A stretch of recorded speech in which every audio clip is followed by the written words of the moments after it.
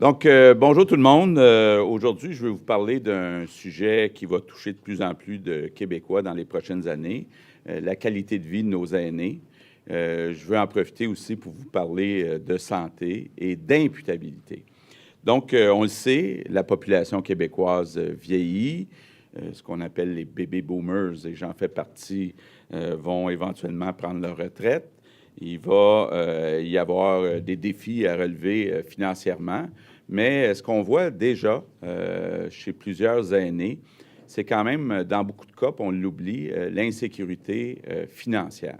On le sait, malheureusement, la taxe scolaire a augmenté de 20 à 30 dans beaucoup de cas durant la dernière année du Parti québécois. On oublie que, et puis on a des exemples ici ce matin, qu'il y a 400 000 aînés qui sont encore propriétaires d'une maison. Souvent, ces personnes-là ont acheté leur maison à un certain prix. La maison a pris de la valeur et ils se retrouvent avec des augmentations de taxes importantes. Même chose avec les tarifs d'électricité. Les tarifs d'électricité vont augmenter de 4,3 La plupart des aînés n'ont pas des pensions qui sont indexées avec des augmentations de 4,3 par année. Donc, je rappelle ça. Évidemment, ça s'applique à tous les Québécois, mais ça s'applique entre autres aux aînés. Nos propositions d'abolir la taxe santé, d'abolir la taxe scolaire, puis de limiter les augmentations de tarifs et de taxes à l'inflation. Je pense que c'est important aussi pour les aînés, pour être capable de protéger leur capacité de garder un rythme de vie comparable d'année en année. Mais évidemment, quand on parle des aînés, on parle beaucoup de santé. Ce qu'on se rend compte, et puis je sais que Denise y a beaucoup travaillé, c'est qu'on est en train d'installer des groupes de médecine de famille un petit peu partout au Québec, mais on l'a appris dernièrement, malheureusement, même les personnes qui ont des médecins de famille, ces médecins de famille ne sont pas toujours disponibles le soir ou les fins de semaine. Évidemment aussi, on peut parler des soins à domicile. Du côté des soins à domicile, il y a encore beaucoup de travail à faire.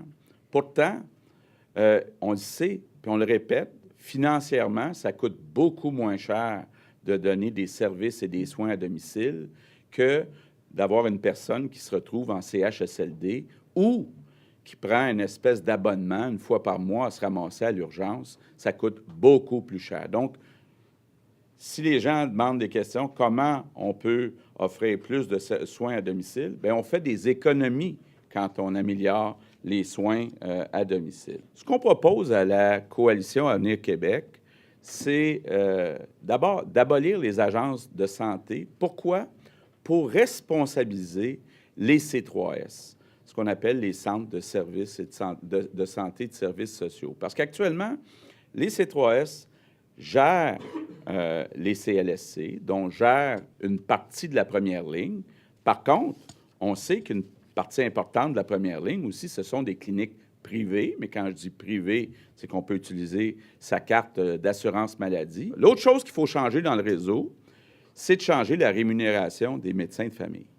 Actuellement, on a une situation où les médecins de famille ont à peu près 10 de leur rémunération qui est pour la prise en charge de patients, puis 90 qui est à l'acte.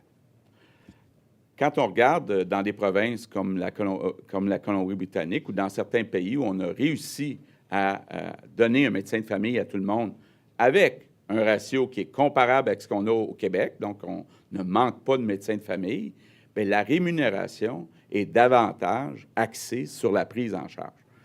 Évidemment que les médecins de famille qui font de la clinique sans rendez-vous, ils préfèrent garder la rémunération à l'acte.